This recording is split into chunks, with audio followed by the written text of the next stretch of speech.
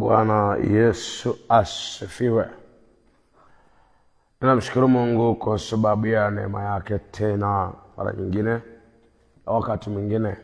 Asubuhi ya leo ni mapambazuko ya kizazi cha mtafutao Bwana, mapambazuko ya pekee yaliyojaa neema ya Mungu. Haleluya sana. Bwana Yesu asifiwe.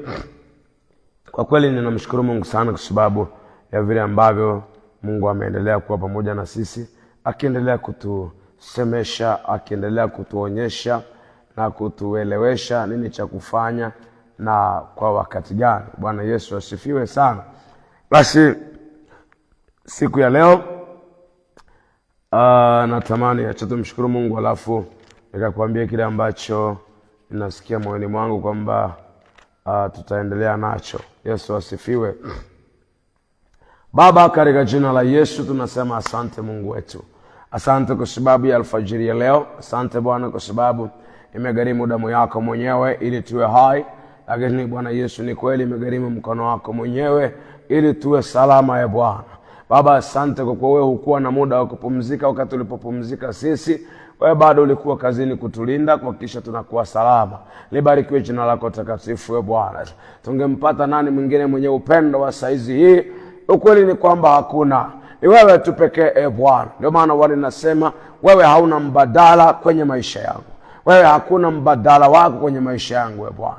Kwenye maisha yetu hakuna mbadala. Wewe hakuna ambaye anaweza kuziba nafasi yako. Baba, lihimidiwe jina lako takatifu. Hata majira haya tena Bwana umetupa kuwa salama this morning. Tunakushukuru tena Baba, tunaomba neema yako Mungu mtakatifu ikaendelee kutawala na kutamalaki katikati yetu, ukazungumza na mtu mmoja mmoja kwa jina lenye thamani la Yesu Mwokozi, mwamba nguvu, Bwana msaidizi wetu. Katika jina la Yesu tunaomba neema yako Mungu mwenye haki na iwe pamoja nasi, ukazungumza na mtu mmoja mmoja kwa utukufu wako, katika jina la Yesu. Shetani aliye muharibifu inamkemea na kumharibu katika jina la Yesu. Naomba Bwana neema yako na iwe pamoja nasi mahali hapa. Father, we need you in the name of Jesus. Amen. Bwana Yesu asifiwe. Basi tunamshukuru Mungu sana kwa sababu ya neema yake. Wacha tuendelee tena asubuhi ya leo. Naomba niseme hivi kwamba tunaingia kwenye kipengele cha mwisho, na huenda pia tukakimaliza leo. Tunaingia kwenye kipengele cha mwisho kabisa,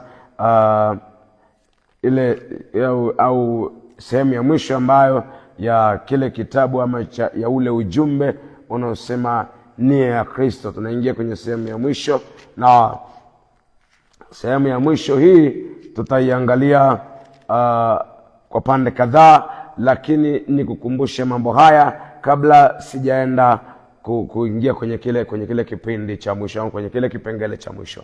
Bwana Yesu asifiwe. Jambo moja nikukumbushe kwamba kumbuka Mungu amezungumza na sisi mambo mengi. Ni karibu miezi miwili na kidogo akizungumza nasi kwa habari ya ujumbe huu wa nia yake, kutuonyesha nia yake na mpango wake. Mungu amekuwa akizungumza na sisi kwa namna hiyo na kwa mambo mengi pia, na tunamshukuru Mungu sana kwa sababu ya neema yake. Lakini nikukumbushe jambo moja kwamba success comes after your decision. Let me say it again. Success comes after your decision. Or success follows your decision. Hakuna siku ambapo utakuwa au jambo fulani litafanikiwa bila maamuzi yako.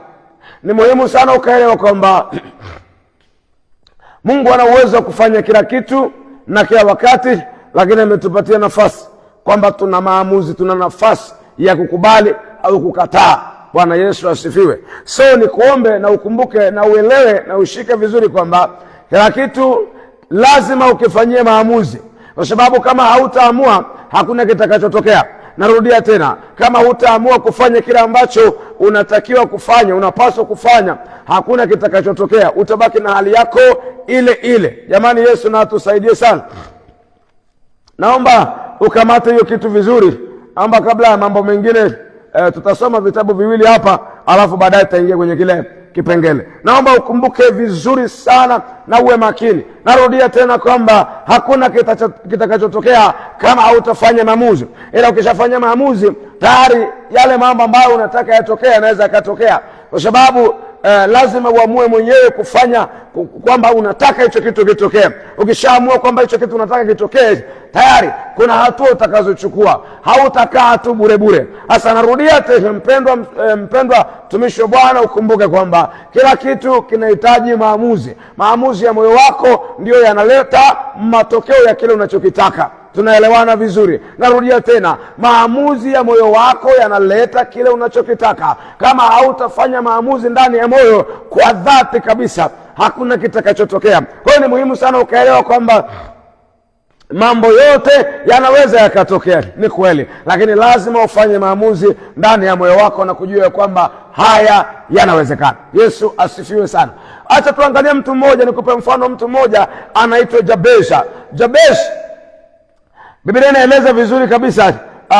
Huyu Jabez alikuwa ni mtu ambaye alizaliwa kwenye changamoto kabisa.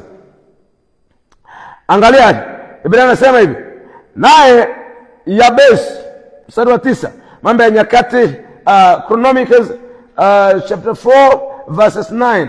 Mambo ya Nyakati wa kwanza, first Chronicles, Mambo ya Nyakati wa kwanza sura ya 4 mstari wa 9. Na Mungu anasema hivi, naye Jabez alikuwa mwenye heshima kuliko nduguze, na mamaye akamuita jina lake Yabesi akisema, ni kwa sababu nalimzaa kwa huzuni.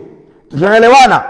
Kwa hiyo neno Yabesi ama jina Yabesi maana yake ni huzuni, maana yake ni uchungu, ni maumivu, ni mateso. Ndio maana yake. Bwana Yesu asifiwe sana. Lakini nataka ushike jambo hili. Kuitwa Yabesi hakukuwa shida. Maisha ya mwanzo hayakuwa tatizo. Yaani hiyo haikuwa shida. Jamani, tuelewe vizuri. Lakini alifika mahali mtu anaitwa Jabez. Huyu Jabez, Biblia inasema huyo Jabez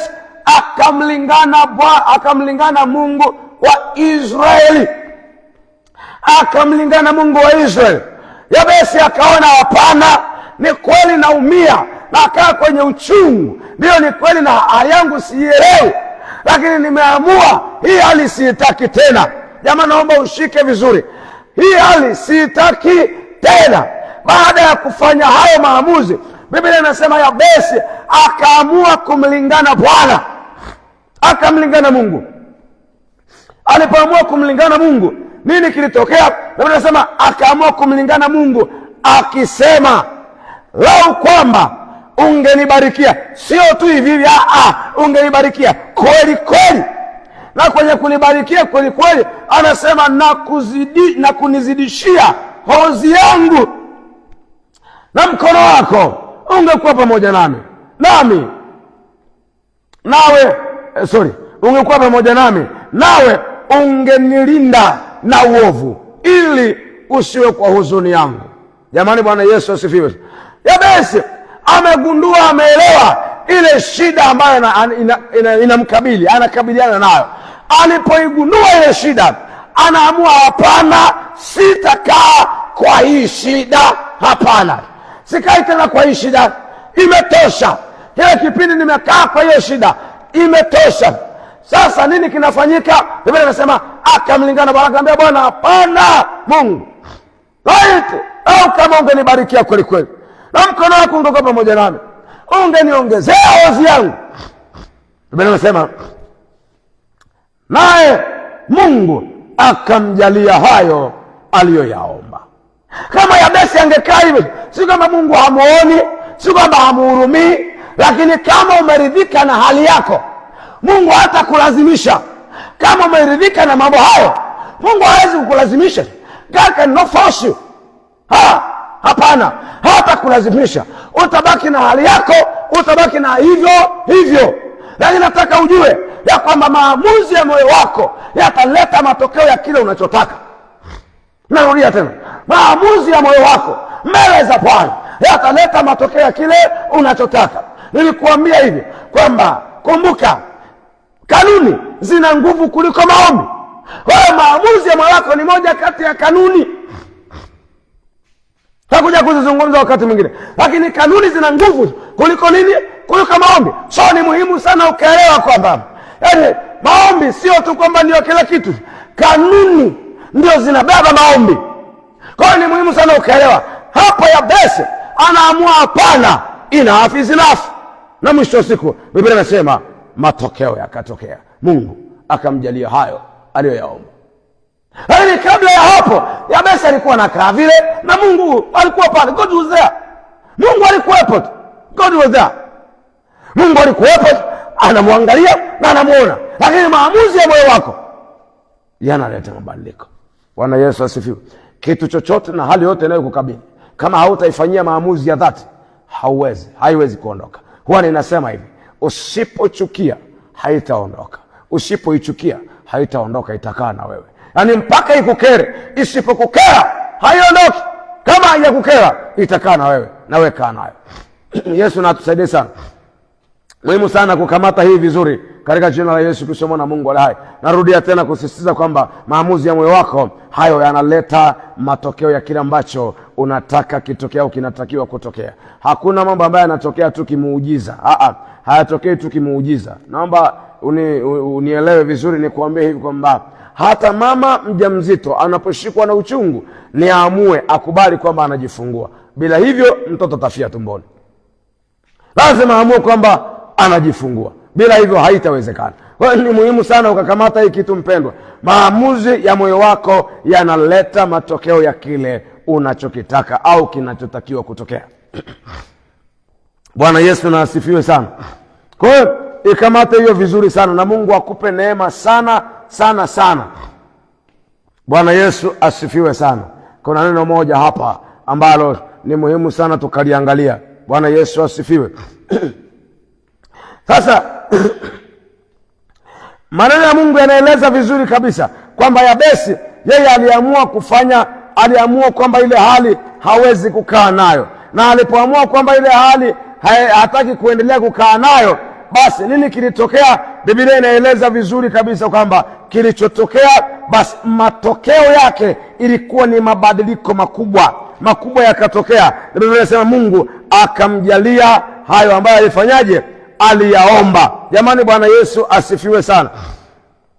Kwa hiyo muhimu sana kuikamata hii kitu vizuri mpendwa, mtumishi wa Bwana. Fanya maamuzi ya moyo wako, maana Biblia inaeleza vizuri kabisa ni kuomba na kuamini. Kabla ya hayo mambo yote hakuna kitakachotokea, yaani matokeo yake hayawezi kuwepo kabisa. Jamani, Bwana Yesu asifiwe. Kuna maneno ya Mungu kwenye kitabu cha Isaya. Kwenye maneno ya Mungu kwenye kitabu cha Isaya yamekuja tu sasa hivi hapa kwenye moyo wangu. Na Mungu anasema hivi mahali fulani kwamba Moabu amekaa katika hasira yake. Nitakutafutia hicho kitabu na nasikipati kwa haraka. Biblia inaeleza vizuri kwamba Moabu amekaa katika hasira yake na hali yake imekuwa hiyo hiyo. Hakumiminwa kutoka chombo kimoja kwenda chombo kingine. Kwa sababu hiyo Biblia inaeleza vizuri kwamba hali yake imebaki hiyo, inakaa hivyo tu. Lakini Biblia inaeleza vizuri kwamba ziko siku ambazo zinakuja ambapo Bwana atampelekea wamiminao, nao watavunja, wataharibu, watabadili. Sasa ni muhimu ukajua Mungu anatamani kuona mabadiliko ndani yako. Ni wewe utaamua, maana kama hautaamua kubadilika kutoka hali moja kwenda hali nyingine, kutoka hali mbaya kwenda hali nzuri, hali yako itabaki kuwa ni ile. Lazima uamue kutoka, lazima uamue kubadilika. Nje na hapo haitawezekana. Wacha tumalizie asubuhi ya leo. Tuende kitabu cha Waefeso. Tunaenda kitabu cha Waefeso sura ya 4, Ephesians chapter 4 verse 11, mstari wa 11. Sura ya 4 ya kitabu cha Waefeso mstari wa 11. Hapa tutasoma. Bwana Yesu asifiwe. Naomba ukamate vizuri ile nia ya Kristo mahali tunapomalizia. Nia ya Kristo, kipengele cha mwisho ni hiki hapa. Yeye ameamua, amedhamiria, na ndivyo anavyotaka kwamba tunapookolewa tunakuwa kiumbe kipya, kwa sababu tumeletwa kwa ajili yake kuwa viungo katika mwili wa Kristo. Na jana tumeangalia kwenye kitabu cha Yohana Mtakatifu sura ya 15 mstari wa 1 mpaka 7 pale. Nataka ushike vizuri hii kwamba ametutengeneza, wametuleta tuwe matawi katika yeye au ndani yake yeye aliye mzabibu wa kweli wa pekee. Bwana Yesu asifiwe sana. Kwa hiyo nataka ushike kitu vizuri, ujue ametuleta hivyo na nia yake ni hii hapa. Kuna mstari wa mwisho utakaosoma pale, hiyo ndio nia yake, ndivyo anavyotaka sana, inakamilisha ile nia yake. Jamani, Bwana Yesu asifiwe. Naomba uelewe vizuri. Biblia inaeleza vizuri mstari sura ya 4 kitabu cha Efeso mstari wa 11. Naye alitoa wengine kuwa mitume, na wengine kuwa manabii, na wengine kuwa manabii, na wengine kuwa wainjilisti, na wengine kuwa wachungaji na waalimu. Jamani, Bwana Yesu asifiwe. Nani huyo? Yesu. Kwa sababu hapa juu kwenye mstari wa 8 anasema hivyo, husema alipopaa juu aliteka mateka akawapa wanadamu vipawa. Alipopaa juu, baada ya kwenda kwake, baada ya kufufuka na kupaa kurudi kwa Baba, baada ya kupaa kwake aliteka mateka akaachilia vipawa ndani ya wanadamu. Ndio akina Petro, akina nani, akina wengine na wengineo wamekuwa wakihubiri na wanahubiri mpaka leo, wanafundisha watu, wanatoa unabii. Kwa sababu gani? Alipopaa juu aliteka mateka, ndipo akawapa nani? Wanadamu vipawa, akawapa vipawa. Jamani, Bwana Yesu asifiwe. Sasa angalia, anasema alitoa wengine kuwa mitume, na wengine manabii, wengine wainjilisti, wengine wachungaji, na wengine waalimu. Akawatoa hawa watu 5. Biblia inaeleza vizuri, wametolewa watu 5 au zile huduma 5 kubwa ambazo zinajulikana kanisani, karama 5. Zile huduma 5 ambazo zimetolewa kanisani, huduma zile 5 ambazo unazielewa vizuri. Sura ya 12 anasema hivi, kwa kusudi la kuwakamilisha watakatifu. Jamani, tuko sawa sawa? Ni kwa kusudi la kuwakamilisha watakatifu. Yaani hizi huduma zimetolewa kabla hawajaenda nje, kabla waende wakaseme kule nje. Kazi yao ya kwanza na ya msingi ni kuwakamilisha watakatifu, ni kulishughulikia kanisa kwanza, kulikamilisha kanisa. Ndio kazi yao ya kwanza. Bwana Yesu asifiwe. Kazi yao ya kwanza ni kuwakamilisha watakatifu. Ndio kazi ya kwanza. Hii nyingine ni ziada, hii nyingine ni ya baadaye, lakini cha kwanza kabisa kuwakamilisha watakatifu. Jamani, Yesu asifiwe. Kuwakamilisha watakatifu. Sasa kama ni kuwakamilisha watakatifu, tunaweza kujiuliza hasa ni nini kinatokea? Hawa ni watakatifu, lakini wanakamilishwa kwa nini? Kwa sababu kuacha dhambi ni jambo moja, ila kuwa kamili kwenye ile nia ya Kristo, kwenye vile ambavyo Mungu anataka kutokea, kuwa tokeo la kazi ya msalaba ni jambo jingine. Jamani, Bwana Yesu asifiwe. Wewe uelewe, kuokolewa ni jambo moja, kuokolewa ni jambo moja, lakini kuwa tokeo la kazi ya msalaba ni jambo jingine. Kwa sababu kuokolewa, kuongoza sala ya toba haimaanishi tayari wewe ni tokeo la kazi ya msalaba. No, ni mwanzo, lakini baada ya hapo, kadri utakavyoendelea, hiyo ndio matokeo, hiyo ndio tokeo halisi la kazi ya msalaba. Maana mtu anaweza akamwamini Yesu na bado sio tokeo la kazi ya msalaba. Anaweza akaongoza sala ya toba na sio tokeo la kazi ya msalaba. Bwana Yesu asifiwe. So anapoizungumza nia yake tuijue, ni kwamba anataka tuelewe, na si tu tuelewe, anataka tuwe tokeo halisi la kazi ya msalaba. Tusiwe tu ili mradi, tusiishi ili mradi, hapana. Lazima tufanye maamuzi. Ndio maana nazungumza na sisi ili tuelewe na tuyafanyie maamuzi. Asifiwe Mwokozi Yesu. Anasema alitoa wengine kuwa nini? Kuwa mitume, manabii, kuwa wainjilisti, kuwa wachungaji na waalimu. Anasema kazi ya kwanza ya kwao ni kuwakamilisha watakatifu, kuwatengeneza watakatifu wawe matokeo ya kazi ya msalaba, kulitengeneza kanisa liwe tokeo halisi la kazi ya msalaba. Ndio kazi yao, ndio kazi yao ya msingi. Bwana Yesu asifiwe. Kwa hiyo anasema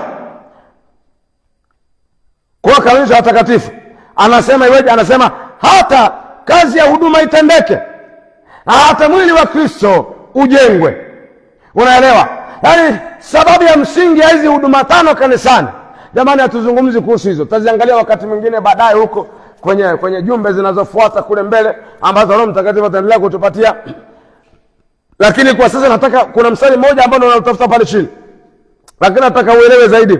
Tusiposoma tukapitia hivi vizuri, angalau hautaelewa. Bwana Yesu asifiwe sana. Kwa hiyo ni muhimu sana ukajua. Anasema hata kazi ya huduma itendeke ndani ya kanisa, alafu hata mwili wa Kristo ufanye nini? Ujengwe. Kumbuka vizuri, nilikuambia jana kwamba ametutengeneza kwamba tuwe viungo katika mwili wa kwake mwenyewe. Kwa sababu hiyo, shika hii kitu vizuri na ukamate sawa sawa. Anasema hata mwili wa Kristo ufanye nini? Ujengwe. Mwili wa Kristo ambao ni kanisa lake. Kanisa ndio mwili wa Kristo. Kwa hiyo anasema hata mwili wa Kristo ufanyeje? Ujengwe. Hizo huduma zimetolewa, hata kazi ya huduma itendeke na mwili wa Kristo ufanyeje? Ujengwe. Zimetolewa. Angalia nia yake, sio tu tukae, hata okolewi tukae. Jamani, ndio maana tunahitajika kuwa na mabadiliko. Usikubali kuwa mtu wa kawaida. Hiyo sio dhamira, sio mpango wa Mungu. Hapana, sio dhamira ya Mungu hiyo, sio nia ya Mungu hiyo. Nia ya Kristo ni tuwe watu tofauti, tuwe vyombo kweli kweli. Bwana Yesu asifiwe. Wewe kuambia watu fulani mahali fulani, kawaambia ni vibaya sana. Yaani ni moja kati ya mambo ambayo mimi binafsi siyapendi, kuwa mchungaji wa washirika. Mimi napenda kuwa kiongozi wa watumishi wa Mungu. Kama Mungu ameamua kuniweka kuwa hapo mbele, basi nisiwe kiongozi wa washirika, niwe kiongozi wa watumishi wa Mungu. Vinginevyo bora nikae wa kawaida. Sitaki kuwa kiongozi wa washirika, kwa sababu washirika wanakutegemea kwenye kila kitu. Lakini ukiwa naposema kila kitu, maana kila kitu cha rohoni, kila kitu lakini ukiwa kiongozi wa watumishi wa Mungu, watumishi wa Mungu wanasikia Mungu, wanasikia maelekezo. Kwa hiyo ukisema jamani, tunaelekea huku, tayari Roho Mtakatifu alishazungumza na wao, tunaenda kwa pamoja, tunasukuma wote kwa pamoja, tunavuta wote kwa pamoja, yaani tunafanya kwa pamoja. Wanasikia Mungu, haitakuwa mzigo, haitakuwa kazi ngumu. Kwani watu wengi wanaikimbia kazi ya huduma ya uchungaji? Ni kwa sababu wanakuwa wachungaji wa washirika. Kisha kuwa wachungaji wa washirika ni kazi ngumu sana. Hiyo inakuwa ngumu.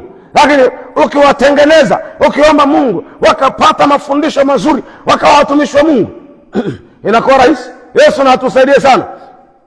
Ile kazi mtafanya pamoja. Kumbuka, kazi ya Mungu haimtegemei mchungaji, inalitegemea kanisa. Sasa kama itakuwa inategemea mchungaji, au akiwa ni washirika hao watakuwa wanategemea mchungaji mwenyewe, atachoka. So kama wewe ni mchungaji, badilisha. Badala ya kuchunga washirika, tafuta hao watengeneze.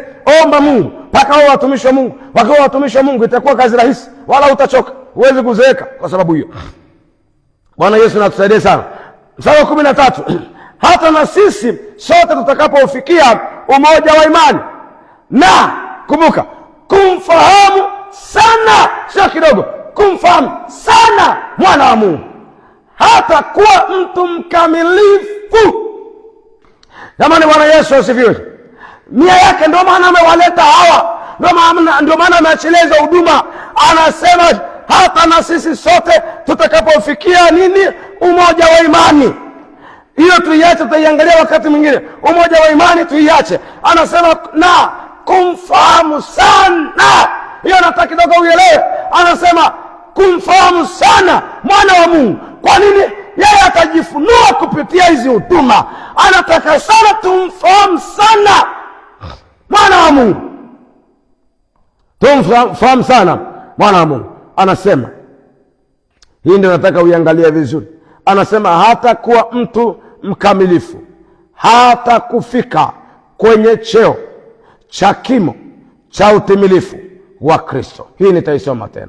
Hata kuwa mtu mkamilifu, hata kufika kwenye cheo cha kimo cha utimilifu wa Kristo. Yaani nia ya Kristo sio tu tubakie hivi hivi. Jamani, tuliokolewa tubaki hivi hivi? Hapana. Nili tufike mpaka kwenye cheo cha kimo cha utimilifu wake, yaani tuwe kama yeye. Jamani, Bwana Yesu asifiwe. Ndio maana nilikuambia jana, heshima ya tawi ni heshima ya shina, tena heshima ya jembe ndio heshima ya mkulima. Yesu natusaidie sana. Kukaa hivyo ulivyo, hayo ni maamuzi yako, lakini sio nia ya Kristo. Hayo ni maamuzi yako. Nikuombe leo, amua mabadiliko, amua kubadilika, Amua kumtafuta Mungu, amua kutafuta uwepo Mungu. Tunafikaje hapo? Itawezekanaje tufike hapo? Naomba nikueleze hivi kwamba toba ni mapokezi. Toba ni reception, yani ni reception ya kuingia kwenye kiwanda cha Mungu. Ngoja nirudie tena. Toba, repentance, is a reception. Tunaelewana? Toba ni mapokezi. Hapo unakuwa umefika mapokezi, unaingia kwenye kiwanda cha Mungu ili ukatengenezwe. Ngoja nirudie tena. Nasema hivi, toba ni mapokezi ya kuingia kwenye kiwanda cha Mungu. Ukishaingia hapa ukafika mapokezi, hasa utaingizwa ndani kwa ajili ya kutengenezwa. Jamani, Bwana Yesu asifiwe. Sasa watu wengi wanatubu na inaishia hapa. Hapana, kuna hatua ya kuingia kiwandani, kuingia kwenye mashine, kutengenezwa, kufinyangwa. Kuna vitu vinapaswa kuondolewa na kuna vitu vinapaswa kuwekwa. Na tusaidie Mwokozi Yesu. Nia yake ni tufike kwenye chao cha utimilifu wake, tufikie kimo chake, tufikie utimilifu wake. Ametuamini. Pendo, siuelewe. Yesu ametuamini, anataka tufike kwenye hicho chao cha utimilifu wake. Ametuamini jamani, hakuna mwisho. Ametuamini, ni sisi tu kufanya maamuzi, tutafuta hii kitu. Yesu asifiwe. Tufanye maamuzi, tuamue. Kanisa tunahitajika kuamua, tufanye maamuzi ya kubadilika, tuamue. Bila kuamua haiwezekani. Hakuna kitu kinatokea tu kimuujiza. Hata muujiza wenyewe lazima wewe umeamua kuufuata. Lazima wewe umeamua kuufuata. Ukitaka kujua, nenda kamuulize Bartimayo angekaa pale pale, Yesu angepita na angebaki kuwa kipofu. Lakini anaamua, anapiga kelele, anapata muujiza. Jamani, narudia tena. Kanisa, hakuna kitu kinatokea, watumishi wa Mungu eleweni. Hakuna kitu kinatokea ni mradi. Hakuna kitu kinatokea kama bahati. Kila kitu ni mpango na unategemea maamuzi yako. Yesu ameshafanya kazi yake, amemaliza. Sehemu iliyobakia ni yetu, ni yangu mimi na wewe. Fanya maamuzi. 2026 fanya maamuzi. Kubali kutembea na nia ya Kristo. Fanya maamuzi. Amua kwa moyo wako. Yesu anakusaidia sana. Narudia tena. Hata muujiza lazima uamue kuufuata. Lazima uamue kuutengeneza. Bila hivyo hautatokea. Muhimu sana ukakamata hii kitu. Mpendwa mtumishi wa Mungu, Mungu akubariki sana. Naomba uelewe vizuri. Tena niirudie tena na tena na tena kwamba hakikisha unafanya maamuzi mwaka huu. Mwanzo huu wa mwaka, tukiwa bado tuko Januari, naomba fanya maamuzi. Tuko leo ni tarehe 21, 21st. Tuko hapa Januari. Naomba fanya maamuzi. Fanya maamuzi ya moyo wako. Amua kwa dhati kabisa kuwa mtu mwingine. Hizo habari zimebakia siku 10 kumaliza huu mwezi wa Januari. Naomba fanya maamuzi. Amua kubadilika. Amua kuwa mtu mwingine na kweli itatokea. Haitafika hata Machi, hata mwezi wa 3 utafika, tayari utakuwa wewe ni mtu mwingine. Naomba ufanye maamuzi. Amua na udhamirie kutoka moyoni. Uamue kufanyia kazi. Bwana Yesu asifiwe. Kwa sababu utafanya maamuzi hayo, haitawezekana. Utabakia pale pale. Kama kuna mtu anaelewa. Yesu asifiwe. Kama kuna mtu anaelewa, naomba fanya maamuzi kwa moyo wako. Bila hivyo hakuna matokeo. Bila maamuzi hakuna matokeo. Yani no decision, no results. Matokeo yanategemea maamuzi yako. Yesu asifiwe. Hakuna kisichowezekana. Tatizo ni maamuzi yako. Hakuna mahali ambako umeshindwa. Tatizo ni maamuzi yako. Hauna haja yoyote. Nasema hivi, hakuna lisilowezekana. Wewe fanya tu maamuzi kwamba Yesu, hali hii imetosha. Inawezekana. Na mimi ninamwomba Mungu, amsihi sana Mungu, kwa sababu kuna mambo ambayo nimekuwa nikimuomba na naendelea kumuomba hata sasa. Ni zaidi ya miaka 10. Haleluya sana. Ndio naanza kuona matunda yake. Haleluya, Yesu asifiwe. Let's pray this morning. Baba, katika jina la Yesu, asante kwa neema yako. Baba, ninakutukuza, ninakuinua. Yesu, ninasema asante kwa pendo, huruma, fadhili na neema yako. Jehova, ninakushukuru mno kwa sababu ya pendo lako. Nakushukuru sana kwa sababu ya wema wako na fadhili zako. Lihimidiwe jina lako takatifu. Asante Bwana Yesu kwa sababu ya wakati, saa, muda na dakika hizi ambazo Bwana kwa mpango, nia, madhumuni na makusudi yako Bwana wangu umetenda. Mungu mwenye haki, hata umenipa neema tena, umetupa neema tena Bwana katika asubuhi ya leo. Baba, tunaomba zaidi sana hiyo neema yako ikazidi kuongezeka juu yetu, ikaongezeke na kuongezeka na kuongezeka tena juu yetu. Roho Mtakatifu Bwana, tunakuomba Baba kwamba ukatamalaki juu yetu zaidi ya Bwana. Baba, tumekuja alfajiri ya leo Mfalme, moyoni mwangu nimedhamiria sitaki kuwa yule wa 25. Sitaki kuwa yule wa 2025. Nataka kuwa mtu mwingine wa tofauti kabisa. Bwana Yesu, ninajua ya kwamba kwako inawezekana, and you can do it. My Father, ninakuomba unitengeneze asubuhi ya leo. Baba, naomba kibali machoni pako. Tunaomba kibali machoni pako Bwana. Baba, tunakuomba kwamba ukatukubali katika jina lenye thamani kubwa la Yesu Kristo, mwamba mwokozi na nguvu zetu. Baba, tunakuomba ukawe pamoja nasi tena Bwana katika alfajiri ya leo. Mfalme wa utukufu, Bwana wangu, tunaomba neema yako na iwe juu yetu. Roho Mtakatifu wa Bwana, tunakusihi ukawe pamoja nasi Bwana katika jina la Yesu, kwa namna ya pekee na ya ajabu. Roho Mtakatifu wa Bwana, tunakuomba ukafanye jambo jipya ndani yetu.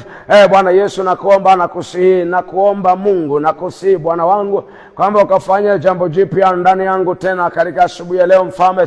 Bwana wangu, naomba ukalete mabadiliko makubwa ndani yangu kwa jina la Yesu Kristo mwana Mungu aliye hai. Baba, tunaomba matengenezo Bwana, fanya matengenezo ndani yangu. Mimi ninahitaji Bwana kuwa kile ambacho ulikitaka, kuwa tokeo halisi la kazi ya msalaba. Nataka kuwa tokeo halisi la kazi ya msalaba Bwana. Kile ambacho wewe ulikusudia, ulidhamiria, ulitaka, na ndivyo ambavyo nataka hata leo Bwana wangu, na mimi ndicho ninataka. Nataka kuwa hicho Bwana. Hicho ambacho wewe ulikitarajia baada ya kazi ya msalaba, hicho ambacho wewe ulikitaka, ndicho na mimi ninakitaka Bwana. Hicho ambacho ulikitaka kwamba niwe, na mimi ndivyo ninataka kuwa hivyo Bwana. Na wala sio tofauti tuna hivyo. Nataka Bwana kuwa kile ambacho moyo wako unataka. Nataka kuwa hicho Bwana. Sio kwa sababu nyingine Bwana, ila ni kwa ajili ya utukufu wako, ili Bwana kazi yako msalabani ukajivunie hiyo. Na kuomba Bwana wangu ukatufanyie matengenezo kwa jina la Yesu Kristo, mwamba mwokozi na nguvu zetu. Bwana wangu na baba yangu, katika jina lenye nguvu la thamani la Yesu Kristo mwokozi aliye hai. Bwana wangu na baba yangu, ninakuomba sana kwamba ukatufanyie matengenezo Bwana. Tunakuomba asubuhi ya leo Bwana wangu na baba yangu, tunaomba ukatufanyie matengenezo Bwana. Tunahitaji kuwa kile ambacho wewe Kristo Yesu ulitaka tuwe. Bwana wangu, tunataka kuwa hicho Mfalme wa utukufu. Bwana wangu, nakuomba neema yako Bwana, amba Bwana ukatutengeneze Bwana tukawe kile ambacho wewe ulikitaka mwenyewe Bwana Yesu, kile ambacho wewe ndio ulikitaka na ndicho unachokitaka Mfalme wa utukufu. Tunataka kuwa hicho Bwana, katika jina lenye thamani kubwa sana la Yesu Kristo mwokozi, mwamba na nguvu zetu. Baba yangu, Mungu wangu, mfalme wangu, kimbilio langu na nguvu yangu Bwana. Baba, ninakuomba sana kwamba Bwana ukafanya matengenezo makubwa. Mungu mwenye haki Bwana, fanya matengenezo ya kipekee Bwana wangu na baba yangu, katika jina lenye thamani kubwa la Yesu Kristo mwokozi aliye hai. Bwana wangu na baba yangu, mimi nakuomba sana kwamba Bwana Baba ukatutengeneze, mfalme mwenye haki. Baba yangu na Mungu wangu, naomba ukatutengeneze Bwana, tupe kuwa kile ambacho wewe ulikitaka Bwana. Nataka kuwa matokeo ya kazi ya msalaba mfalme, katika jina lenye thamani kubwa sana na takatifu mno la Yesu Kristo mwokozi. Bwana wangu na baba yangu, katika jina lenye nguvu la Yesu Bwana, ninakuomba sana kwamba tunahitaji Bwana ukatutengeneze tuwe kile ambacho ulikitaka wewe mwenyewe Bwana wangu. Tupe kwa tokeo la kazi ya msalaba Bwana wangu. Baba ukatufanyia matengenezo katika jina la Yesu. Nakuomba Bwana Yesu kwamba Mungu mwenye haki Baba ukatutengeneze tena vile upendavyo, vile unavyoona ni vyema, vile unavyoona kwamba inafaa. Yesu, hivyo ndivyo tukawe Bwana, wala isiwe tofauti, katika jina la Yesu. Nakuomba Bwana, finyanga mtu mmoja mmoja, tengeneza Bwana, finyanga mioyo yetu mfalme Bwana, tutengeneze tuwe matokeo ya kazi ya msalaba Bwana. Baba tupe neema Bwana wangu, tukawe kile ambacho ulikitaka, katika jina la Yesu Kristo mwana wa Mungu aliye hai. Bwana wangu na baba yangu, nakuomba sana mfalme, fanya matengenezo makubwa ndani yangu, fanya matengenezo Bwana Mungu mwenye haki ninakusihi Bwana Yesu Kristo mwokozi wa ulimwengu. Bwana mabwana, Mungu mwenye haki, Mungu mwenye uweza, Mungu mwenye mamlaka, katika jina la Yesu naomba neema yako Bwana na iwe juu yangu tena alfajiri ya leo, na iwe juu ya mtu mmoja mmoja ambao Bwana sahihi Bwana wako, watu ambao wanaomba sahihi Bwana Mungu mtakatifu, ninawaombea neema yako na iwe juu yao Bwana. Neema yako mfalme Bwana, fanya matengenezo ndani yao kama ambavyo wewe umedhamiria, umekusudia Bwana, katika jina la Yesu naomba Bwana ukafanya matengenezo makubwa ndani yao, katika jina la Yesu Kristo mwana Mungu aliye hai, Bwana wangu na Baba yangu, mimi nakuomba sana kwamba mfalme wa utukufu, Bwana wangu Baba, ukafanya jambo jipya katika jina la Yesu Kristo mwana Mungu aliye hai. Bwana mabwana, Mungu mwenye mamlaka, Mungu katie patakatifu mno mahali palipoinuka. Bwana Yesu Kristo mwokozi wa ulimwengu, naomba Bwana ukatutengeneze Baba, tufanyie matengenezo, finyanga Bwana Yesu, tuwe kile ambacho ulikitaka kwa jina lenye thamani kubwa la Yesu mwokozi, mwamba na nguvu zetu. Bwana wangu na Baba yangu, mimi nakuomba kwamba mfalme ukatutengeneze Bwana Baba, tupekua kile ambacho wewe ulikitaka kwa jina la Yesu. Baba tutengeneze Bwana, tukakupendeze wewe, ukatupe neema Bwana kwenye kuishi duniani Baba, tuishi kwa ajili yako, tuishi kwa faida yako, Mungu mwenye haki, Mungu mwenye uweza na mamlaka. Bwana wangu ukatupe neema Baba, utupe kuishi kwa ajili yako mfalme. Bwana wangu tutengeneze Yesu, tuwe faida yako, tukawe furaha ya moyo wako. Bwana Yesu, ukafurahishwe na kuwepo kwetu duniani. Yesu, ukafurahishwe na kuwepo kwetu duniani katika jina la Yesu Kristo mwana Mungu aliye hai. Bwana wangu na Baba yangu, na kuomba Mungu mtakatifu katupe neema Bwana, tuishi vile unavyotaka, tuwe kile ambacho unakikusudia. Bwana tuwe faida yako mfalme. Bwana wewe ukafaidike kwa sababu umetuweka duniani, moyo wako ukafurahishwe Bwana kuwepo kwetu duniani. Bwana moyo wako ukashangilie kwa sababu umetuweka duniani katika jina lenye thamani kubwa mno la Yesu Kristo Bwana mwamba mwokozi na nguvu zetu. Bwana Yesu Kristo mwokozi wa ulimwengu, Baba ninaomba sana kwamba Mungu mwenye haki Bwana ukafanya matengenezo makubwa katika jina Yesu Kristo mwana Mungu aliye hai. Bwana wangu na Baba yangu, mimi nakuomba Bwana mabwana, katika jina la Yesu Kristo mwana Mungu aliye hai. Mungu mwenye haki, Baba yangu na Mungu wangu, mimi nakuomba Bwana Yesu Kristo mwokozi wa ulimwengu, Jehova Bwana wangu, nakuomba Bwana ukatufanyie matengenezo Baba, tutengeneze Bwana vile upendavyo, tutengeneze Bwana mabwana vile unaona ni vyema Bwana wangu, vile unaona inafaa, hivi ndivyo katutengeneze mfalme Bwana, wala kusiwe na utofauti wowote, lakini Yesu tuwe kile ambacho wewe ulikitaka katika jina la Yesu, ukafurahishwa na kuwepo kwetu duniani. Bwana wangu, kumbuka tunakuhitaji wewe katika jina la Yesu Kristo mwana Mungu aliye hai. Baba wewe ndio hitaji la mioyo yetu Bwana wangu. Baba tunakuhitaji wewe, tunaomba neema yako na iwe juu yetu, Mungu mwenye haki. Roho wako Mtakatifu Bwana katamalaki ndani yetu katika jina la Yesu Kristo mwana Mungu aliye hai. Baba tunaomba ujazo wa Roho Mtakatifu, tunaomba Bwana ujazo Roho Mtakatifu Bwana mabwana. Baba katika jina la Yesu tunaomba ujazo wa Roho Mtakatifu Bwana. Alfajiri ya leo tunaomba, tunakuhitaji wewe Bwana. Baba wewe ndio hitaji la mioyo yetu mfalme, na kuomba Bwana ukae ndani yetu, ukatupe neema nasi tukae ndani yako Bwana, wala isiwe kawaida mfalme, lakini Baba yangu naomba ndani yetu ukae, na ndani yetu Bwana ukafanye makao yako Bwana Yesu, nasi tukae ndani yako Bwana. Baba ukaonekane, ukadhihirike Bwana Yesu, na kuomba Bwana mabwana, Mungu mtakatifu ya kwamba Bwana ukatende katika jina la Yesu Kristo mwana wa Mungu mtakatifu uliye hai. Bwana wangu na Baba yangu, na kuomba sana kwamba mwenye haki, mamlaka, uwezo na nguvu wewe Yesu mwokozi. Baba na kuomba Bwana ukatutengeneze mfalme. Bwana wangu na kuomba Baba yangu, kaa ndani yetu Bwana, utupe neema na tukae ndani yako katika jina la Yesu, kwenye kila hatua, kila jambo na kila kitu. Mungu mwenye haki Bwana, tuwe matokeo ya kazi yako msalabani, lakini Bwana Yesu ukafurahishwe na kuwepo kwetu, wewe ukafaidike Bwana ndani yetu, ukae mfalme. Bwana tupe kukaa uweponi mwako majira, wakati na saa zote, tupe kukaa uweponi mwako, tupe kudumu ndani ya uwepo wako Bwana kwa jina la Yesu.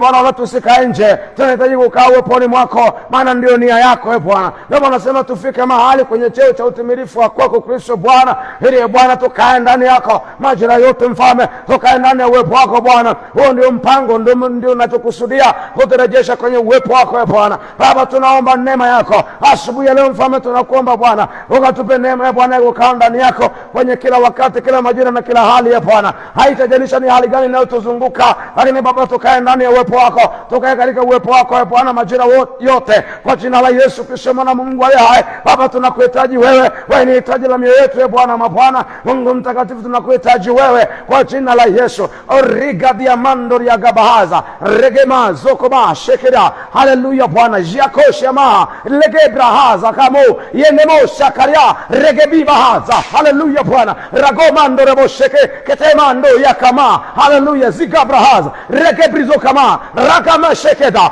Haleluya Bwana. Yekebzi haya mano jekema haya gaba regebraza ha kwa jina la Yesu. Rakopo sheketa kwa jina la Yesu ali haya rekebo Yesu, tunaomba ufanye matengenezo ndani yetu, kwamba uwezo wako na uwe ndani yetu Baba, ukae ndani yetu katika jina la Yesu. Wepo wako Bwana utembee nasi kwenye kila hatua, majira na wakati Bwana Yesu, tunaomba Bwana utembee nasi kila wakati Bwana, neema yako pamoja nasi. Rakamanda regepo shekera. Haleluya Bwana Yesu, tunaomba neema yako pamoja nasi. Kande moshekera rakosakata kwa jina la Yesu ali hai. Bwana uwepo wako Bwana, tembee nasi mfalme, utembee nasi Bwana, utembee nasi Bwana, utembee nasi Bwana, utembee nasi Bwana. Uwepo wako, ujazo roho wako tujaze wakati bado tumejaa Roho Mtakatifu ndani yetu.